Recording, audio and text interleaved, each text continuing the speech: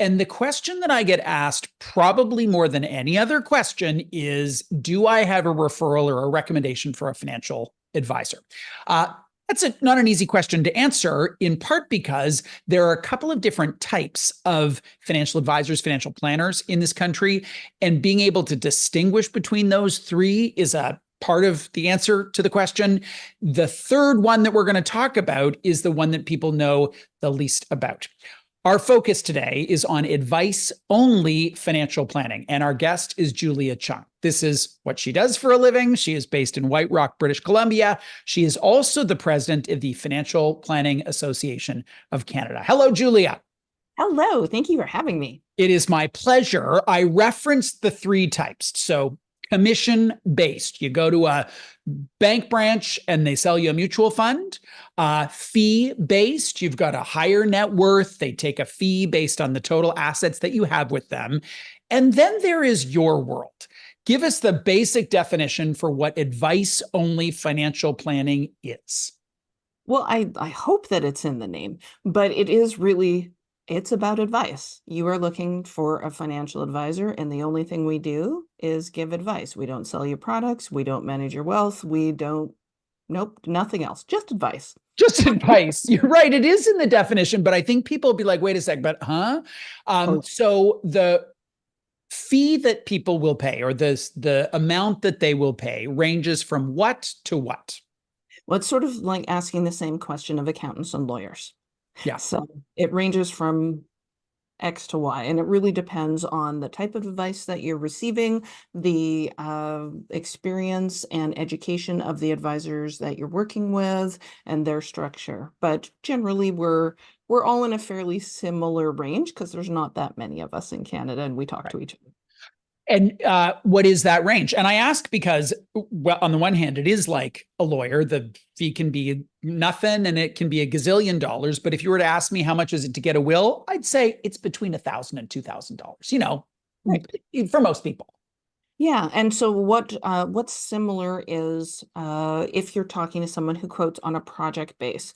So they're going to do soup to nuts, full comprehensive financial plan. I've seen fees as low as $2,500, which I think is very inexpensive, and probably not great for everybody. And then fees can go up quite a bit from there, depending on complexity, into even 10 or 15,000. I think the median is probably somewhere in the 6 to 8,000 range for a fully comprehensive plan.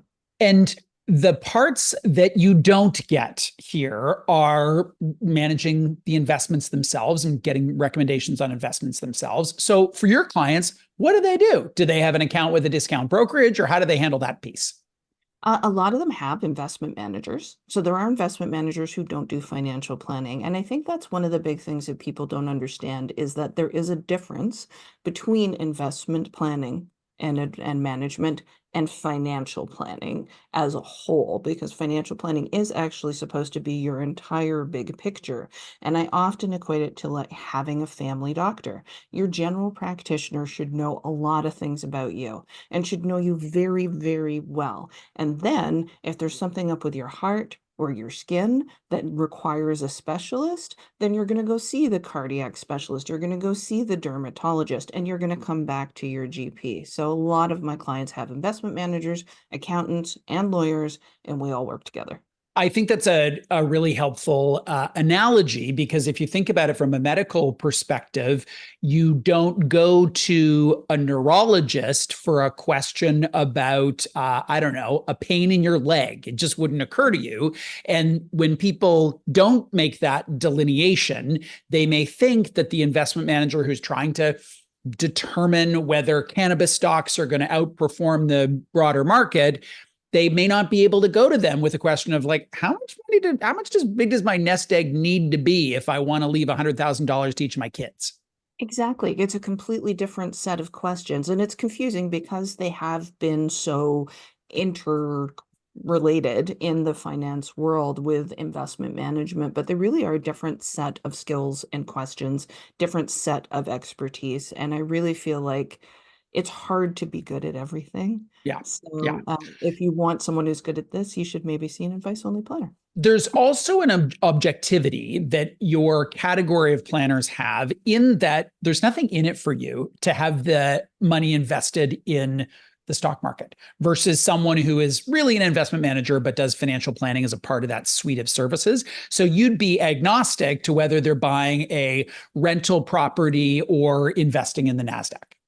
Absolutely. And I see this a lot for people who are also entrepreneurs and business owners, right? They might have a lot of money that they're moving around or dealing with, but they don't yet have a situation that they're investing in, big amounts in their accounts, but they still need complicated support and advice. But maybe they don't qualify for that because they need $1 million to go work with so and so. How do you talk through your fees with someone who's used to the other models, which have been around for a very, very long time? This model's relatively new, and they're not used to paying out of pocket. How do you have that conversation with them? It's gotten easier over the last 10 years because certainly in the beginning, people were like, you do what now? With Yeah. who? What? I don't understand. And so I have to talk to them about what it is that they're actually getting and, talk about the differences, and that analogy of the general practitioner or even a general construction manager can be helpful for a lot of people to understand. And sometimes I just use the word financial consultant to kind of step back to say, like, we've correlated financial planning with investment management in our country. So maybe if I explain that's really like I'm your consultant and we're working through your decision-making process, then they might see, oh, okay, I Mm. see how that might be. There might be a fee related to that Right. now. This is something that I know about. I've had an advice-only financial plan done in the past. And one of the things that was a huge benefit to me was testing a whole bunch of assumptions about what I thought to be true. How would you define the role that you play? I mean, part of it, sure, is the quant and the numbers and the models, but how would you define your biggest value add to clients? I always say that this is about decision making. You have a person who is in the center of designing their life. This isn't a person who's like, what's the most important to me is whether or not my RSP is optimized for something, something. Right. I mean, we want that, but the outcome that we're looking for is to be able to make great decisions within the context of our lives, understanding the entire system of all the things that interact with each other. And when you think about a system, if something's happening over here in column A, it's going to impact column B and vice versa.